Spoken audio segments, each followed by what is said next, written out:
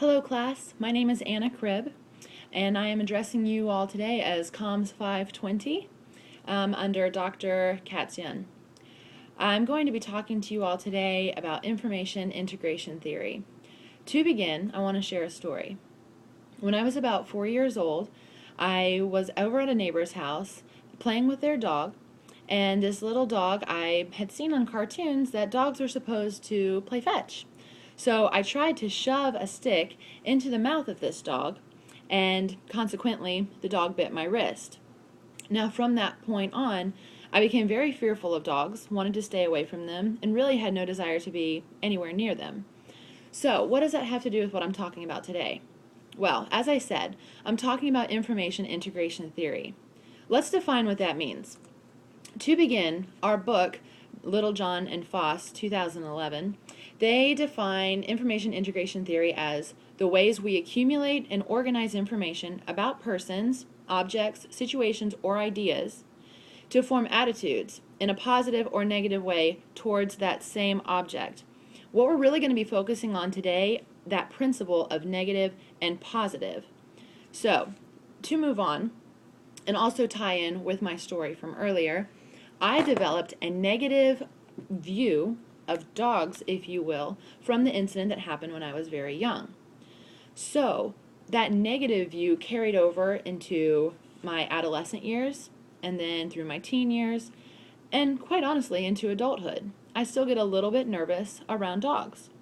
So my research question, ironically, is can an old dog learn new tricks through this concept of information integration theory? So, what I want to talk to you all about today, to put it again in layman's terms, through information integration theory, those concepts of negative or positive ideas that we learn from our experiences, from the objects, the people, the relationships that we encounter, can we relearn negative traits to make them positive, and of course vice versa. So my real question today, is there any way that that little Anna at 4 years old could have had her mind redirected to understand the truth of the dog? Yes, it bit me, but does that mean all dogs are bad? Did I have to go through my adolescent and teen years being afraid of dogs? So hopefully through this research we will get some answers for those questions.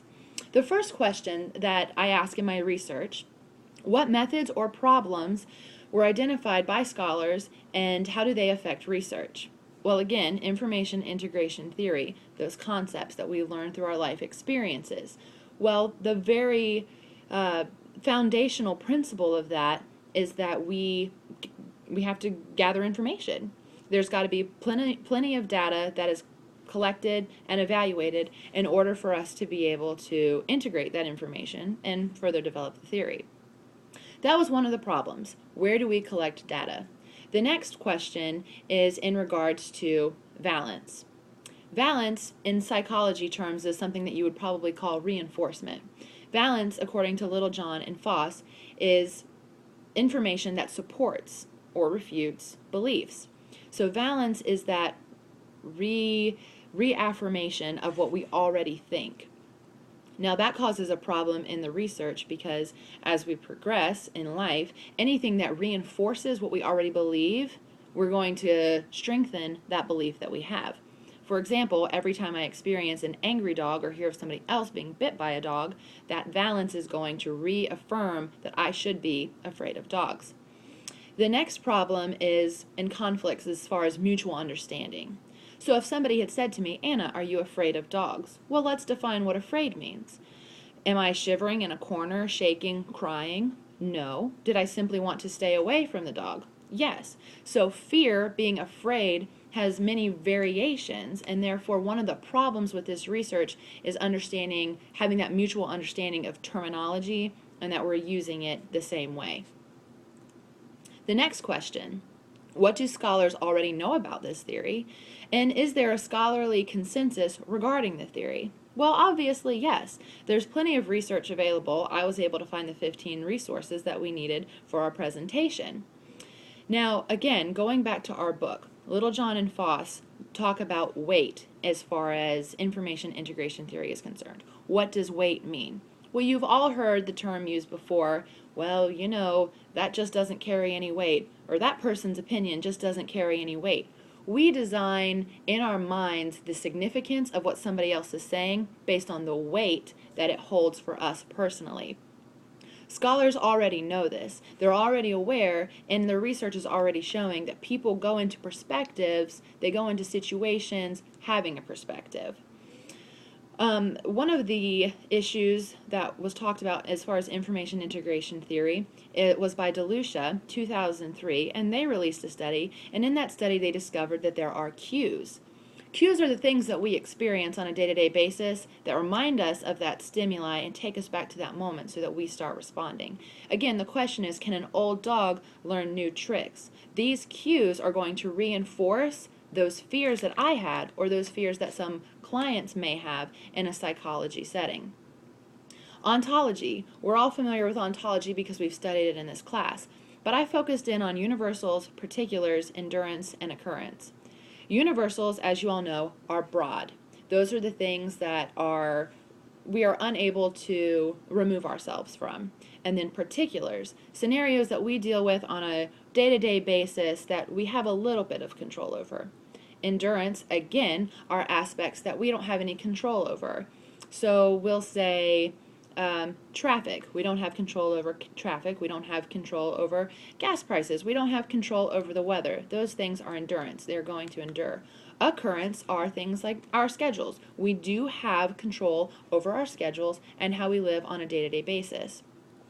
What scholars have said about the study of ontology, or being, the mere fact that we exist and that we're doing life, this plays into information integration theory because it suggests that there are outside influences that actually determine the way that we think.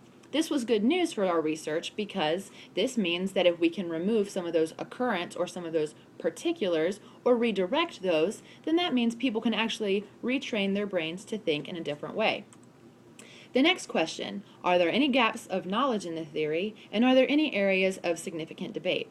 Well, of course, anytime in research you're going to have gaps and you're going to have people that debate with your theories. The strongest points of debate I found in my research were presented by Haas 2007, in which Laura Haas said there's simply too much information in information integration theory. You simply cannot have all this information coming forward without it cluttering up the research. Now, we have to give credit to this debate because it's true. If you're coming in with 60, 70 years of life experience, that's a lot of information to sort through, and it can become confusing. But that doesn't necessarily mean it cancels out any of the validity of the study. The next thing I thought was very important, and this was brought to us by Lee 2009. Lee 2009 did a study in which they found during surgery for patients with stomach cancer that while they were under anesthetics, that the subconscious of their brains did not respond in the same way that they did when patients were conscious. Now, some people would say this is bad news for our study. On contrary, I think it's good news, because the research question is, can an old dog learn new tricks? This suggests it can, because the fears are not embedded in the subconscious. The fears are conscious, which means if we can redirect those fears before they penetrate the subconscious level, which we really don't have control over, then those fears can be redirected and those negative responses can become positive. In conclusion, information integration theory does present a way for us to take an old dog and teach it a new trick. This is great news for all of us. We all have experiences and fears from our past that are negative, and in reality we would like to see those things transform into something that is more positive. There's a lot of research to support this study, and I was excited to learn a lot about it. Our brain paths can be redirected, and that is good news for all of us. Now, I'm going to show you my slides now for the end of this presentation.